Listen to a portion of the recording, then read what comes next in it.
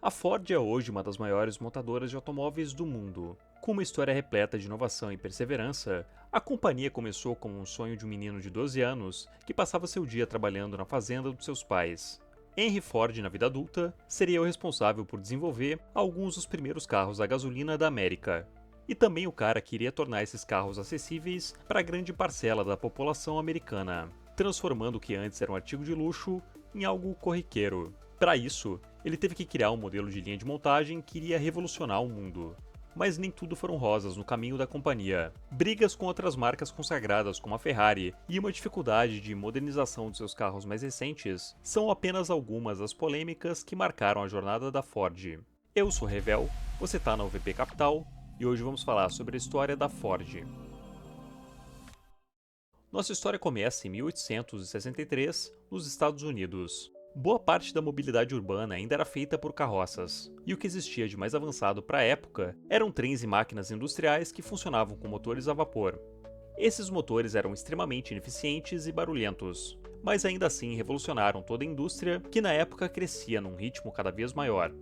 Naquela época, boa parte da atividade econômica dos Estados Unidos ainda se encontrava no meio rural, e a vida no geral tinha um ritmo muito mais lento, com pessoas que viviam vida simples no campo e que ainda não tinham migrado para as grandes cidades. Henry Ford nasceu em 1863 no estado do Michigan, em uma cidadezinha que hoje em dia nem existe mais, e que foi incorporada a outros municípios como Detroit e Dearborn. Filho de fazendeiros, Henry tinha 5 irmãos que desde pequenos trabalhavam no campo para ajudar seus pais. Henry detestava o trabalho no campo, e por mais que seu pai vivesse dizendo que aquele seria o seu futuro, Henry no fundo sabia que estava destinado a coisas maiores. Ele tinha uma relação muito boa com a sua mãe Mary Ford, que apoiava a natureza curiosa de Henry e limpava a barra dele com o pai todas as vezes que os ânimos se exaltavam na casa por causa do trabalho no campo. Em 1875, aos 12 anos de idade, 2 eventos iriam mudar para sempre a vida do pequeno Henry Ford. O primeiro deles foi um relógio de bolso que foi dado pelo seu pai como presente de aniversário. Henry passava dias e noites desmontando e remontando aquele relógio, e acabou ficando tão bom nisso que acabou virando o relojoalheiro não oficial da cidade, cobrando pequenas quantias de dinheiro para consertar relógios das fazendas vizinhas. O segundo evento que mudaria para sempre a vida de Henry Ford aconteceu quando ele visitou uma fazenda vizinha. Pela primeira vez na sua vida, ele viu uma máquina motorizada, um trator a vapor da Nichols and Shepard. Henry ficou absolutamente encantado com aquela engenhoca, pois era a primeira vez que ele via um veículo andando sozinho, sem cavalos na frente para puxar. O interesse de Henry por máquinas, somado à sua habilidade de montar e desmontar relógios, seriam as duas fagulhas que iriam iniciar o que se tornaria um dos maiores impérios de automóveis do mundo. Até então, Henry Ford parecia apenas um garoto curioso e bastante inteligente que trabalharia para sempre no campo com seus pais, que em algum momento herdaria a fazenda deles e viveria uma vida rural tranquila com sua esposa e seus filhos. Mas um evento totalmente inesperado e trágico iria acontecer em 1876. Aos 13 anos de idade, Henry testemunhou o falecimento da sua mãe, que morreu durante um trabalho de parto.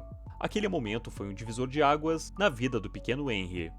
2 anos depois disso, ele iria fazer suas malas, iria se despedir da sua família e tentar a sorte na cidade grande. Na vida adulta, ele contaria que a coisa que ele mais amava na sua infância não era a vida na fazenda, mas sim a sua mãe, e que a vida no campo perdeu totalmente o sentido depois que ela se foi. Henry se despediu da sua família e partiu para Detroit.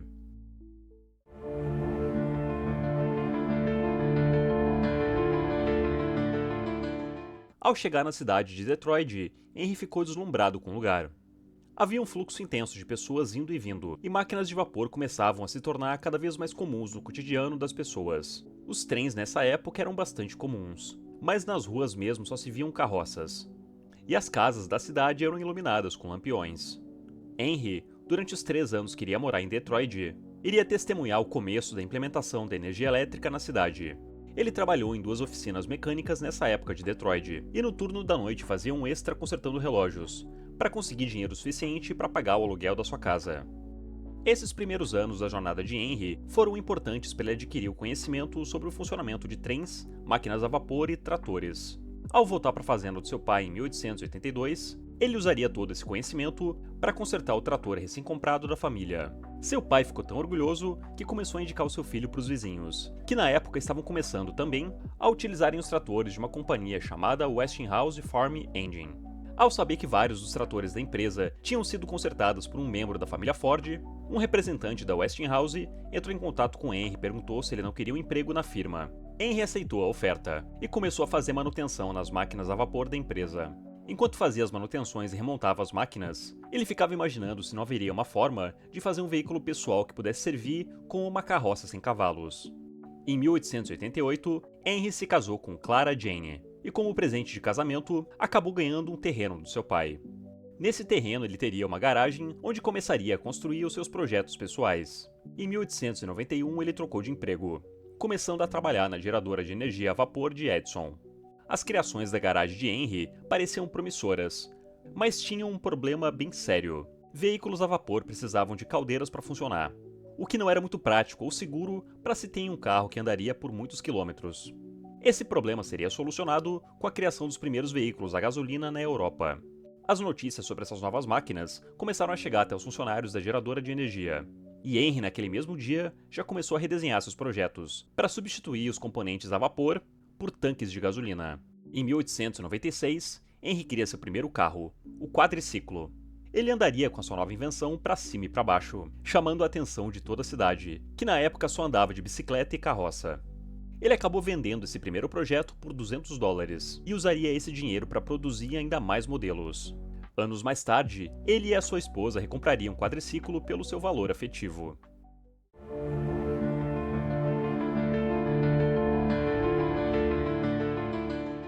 A Ford, companhia que se tornaria uma das maiores montadoras de carro do mundo, nasceu das cinzas de outras duas tentativas de empresas criadas por Henry. A primeira delas foi a Detroit Automobile Company, que iniciou suas operações em 1899 e faliu depois de apenas 2 anos. E a segunda empresa foi a Henry Ford Company, que devido a várias tretas com investidores, acabaram tirando Henry da jogada e renomearam a companhia para Cadillac Company. Anos mais tarde, essa empresa seria comprada pela General Motors, uma das grandes concorrentes da Ford. Henry poderia ter desistido depois desses 2 grandes fracassos, mas insistiu e criou uma terceira empresa chamada Ford Motor Company, que aí sim se tornou um tremendo sucesso e iniciou todo o movimento de motorização da América. Nessa época, já se viam alguns poucos carros na rua, mas eles eram um luxo acessível apenas para as pessoas mais ricas. O automobilismo também já era algo muito forte na Europa, e que estava apenas começando nos Estados Unidos.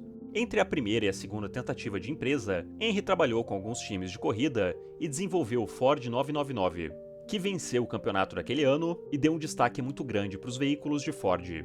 Junto com mais alguns pilotos e engenheiros que ele conheceu nessa época, eles fundaram a Ford Motor, que tinha como objetivo tornar os carros mais acessíveis para a população, além de produzi-los em grandes quantidades.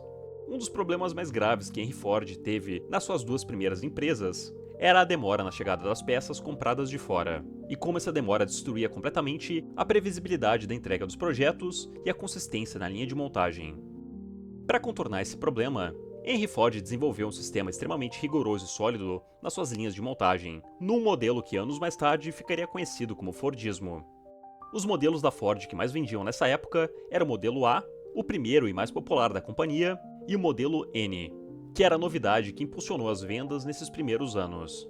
Quando a linha de montagem idealizada por Ford começou a operar, a produção dos veículos simplesmente multiplicou por 5. E em poucos anos, mais da metade dos veículos que circulavam nos Estados Unidos eram carros da Ford, destacando o enorme sucesso que a montadora fazia.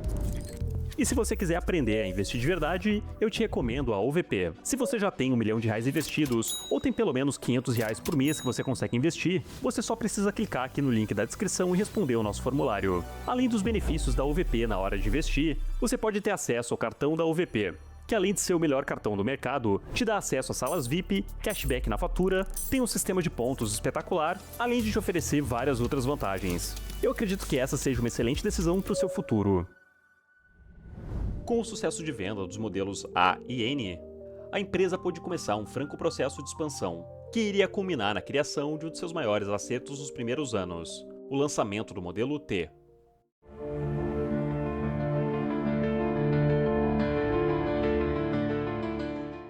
O modelo de montagem fordista acabou se tornando o novo padrão da indústria, e Henry Ford expandiria suas operações para todos os Estados Unidos, abrindo cada vez mais fábricas.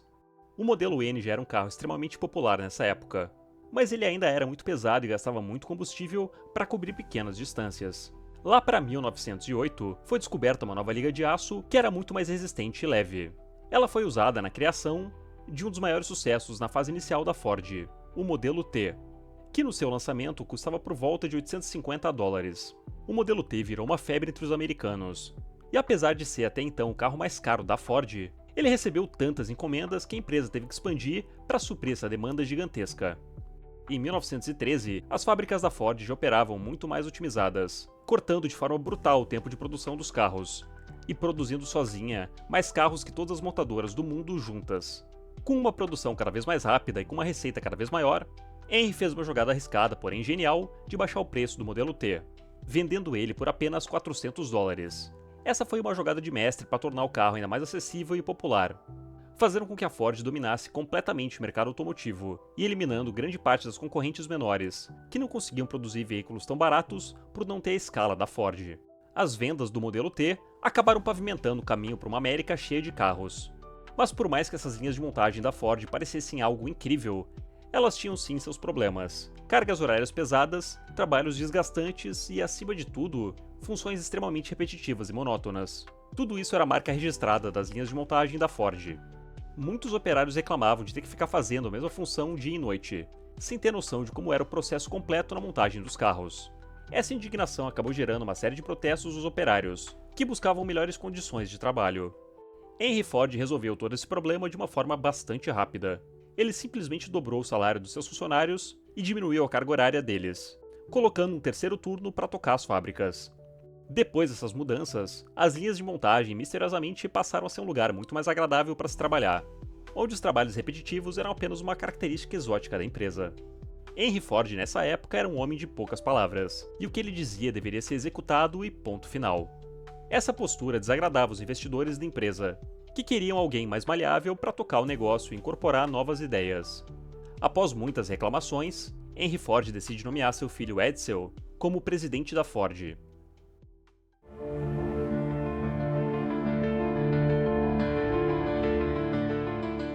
Edsel era um jovem de 26 anos cheio de ideias inovadoras, que era exatamente o que os investidores queriam para poder renovar a marca, que estava presa no tempo da produção dos modelos T. A nomeação de Edsel, porém, foi apenas um movimento de Henry para acalmar com os ânimos dos investidores, e seu filho seria muito mais um fantoche dele do que propriamente um líder da Ford.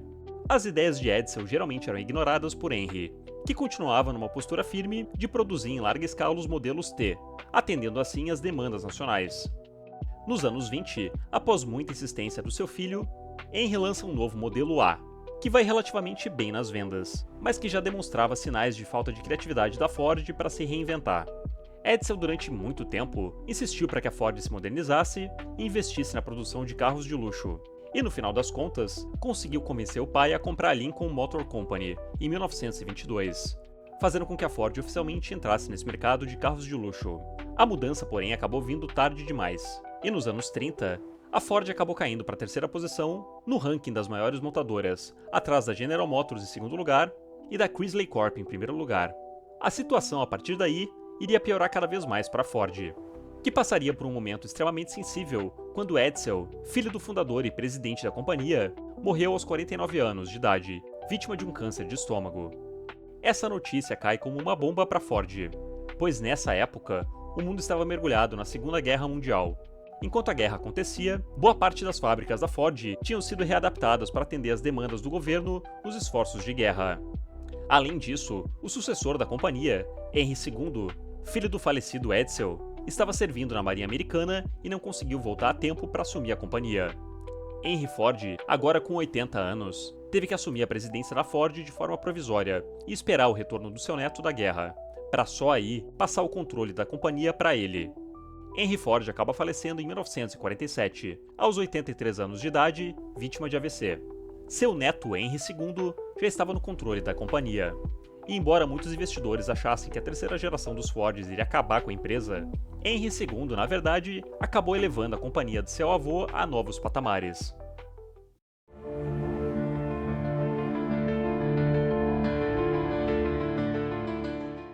Por mais que Henry Ford tenha iniciado a companhia, criando um modelo de negócio dos carros populares que iria motorizar toda a América, foi o seu neto Henry II que colocou a Ford no patamar que nós conhecemos hoje.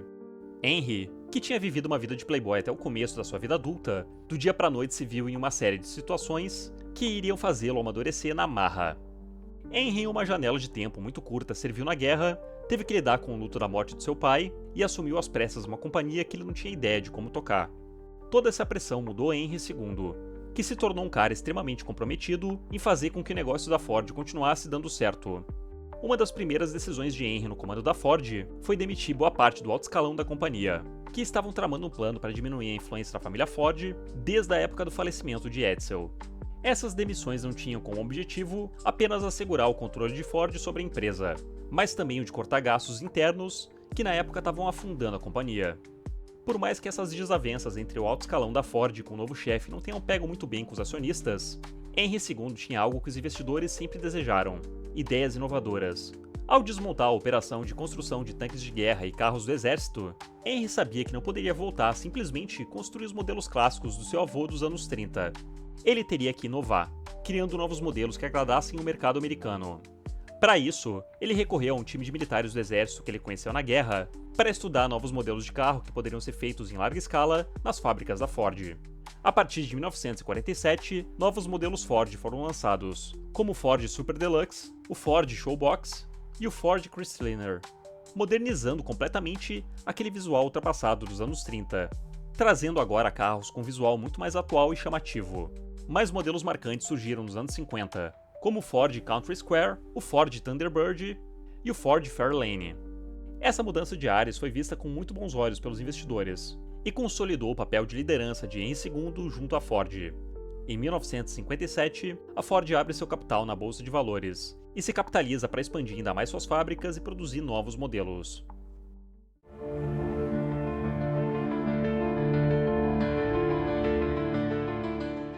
Os anos 60 marcaram uma disputa bastante curiosa entre a companhia americana Ford e a empresa de carros de luxo europeia Ferrari. Tudo começou em 1963, quando a Ford, numa tentativa de modernizar a empresa e expandir sua divisão de carros de luxo, tentou adquirir a Ferrari. Nessa época, a Ferrari, apesar de ser uma empresa extremamente renomada e desejada, não ia muito bem das pernas no quesito financeiro. O time da Ford então fez uma proposta a Enzo Ferrari para comprar a companhia e mantê-lo no comando da empresa. Um único detalhe aqui, que era quase que uma pegadinha escondida no meio do contrato, é que a Ferrari perderia a autonomia dos seus times do automobilismo. Aquilo foi visto como uma afronta muito grande por Enzo Ferrari, que valorizava as corridas mais do que tudo. Ao recusar a oferta, ele foi extremamente ofensivo com Henry II, dizendo que tudo que a Ford fazia era construir carros horrorosos em grandes quantidades, e que Henry II era uma piada que vivia na sombra do seu avô. Pouco tempo depois disso, Enzo assinou a venda de parte da Ferrari para a Fiat, que além de fazer uma proposta mais robusta que a da Ford, concordou em manter Enzo no controle do segmento das corridas.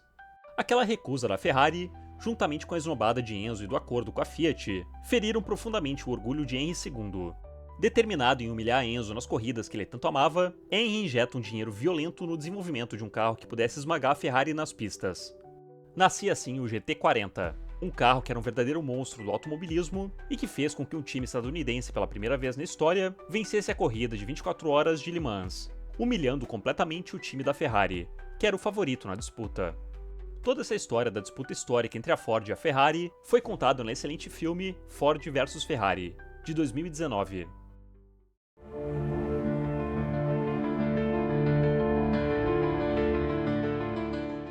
Em 1964 foi o ano de lançamento do modelo Mustang, que se tornaria uma verdadeira febre entre a juventude americana. E apesar de originalmente ter surgido no mercado como um pony car, ele ganharia novos modelos com características de muscle car, se tornando um verdadeiro ícone para os fãs automotivos.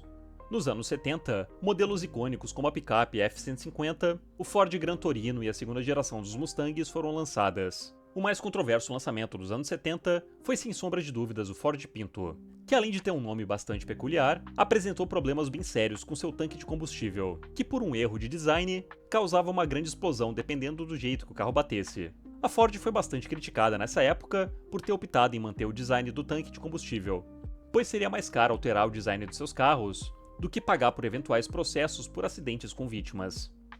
Em meio a essas polêmicas na produção dos seus carros, uma concorrência muito grande entre outras montadoras e uma crise no preço do petróleo, Henry II decide que é hora de se aposentar, e ele escolhe não passar o bastão da companhia para nenhum dos seus filhos. Henry não via nenhum deles como um possível candidato para tocar a Ford, e a verdade é que ele não queria sobrecarregá-los com um fardo que ele mesmo teve que carregar. Durante toda a sua vida, Henry se cobrou de forma muito dura para fazer jus ao sobrenome Ford, algo que algumas vezes até afetava um pouco a relação dele com os funcionários e familiares, que o viam como um cara extremamente crítico consigo mesmo. Ao se aposentar, ele delegou a Philip Caldwell o comando da empresa. Pela primeira vez na história, a Ford tinha um líder que não tinha o sobrenome da empresa. Henry II viveria uma vida tranquila com sua esposa Christina Ford, até o seu falecimento em 1987, aos 83 anos de idade.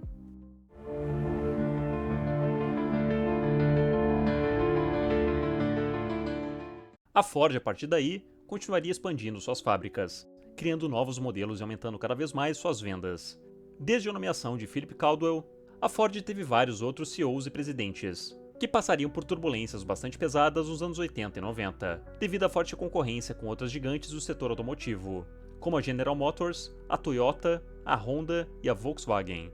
Para se manter competitiva, a Ford teve que inovar e criar novos modelos para abocanhar fatias maiores de um mercado cada vez mais exigente.